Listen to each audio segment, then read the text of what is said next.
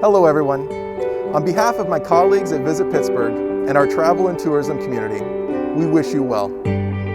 As you know, most industries have been severely impacted by this global pandemic, and the travel and tourism industry is no exception. We have been decimated with millions and millions of dollars of lost revenues and thousands of employees who have been furloughed or lost their jobs across southwestern Pennsylvania. This is a difficult time for our businesses and their employees, but we can all help. Leading healthcare professionals, including our local experts, have advised us to simply put on a mask.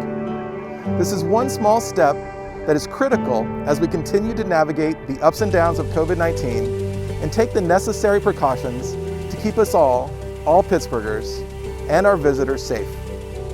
Pittsburghers are passionate, and I know there are opposing views on wearing masks, but we need to look out for each other.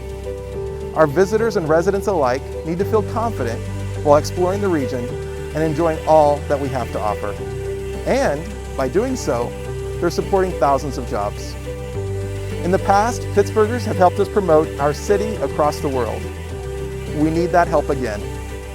Please continue to practice social distancing, frequently washing your hands, and wearing your mask. If not for yourself, for everyone around you.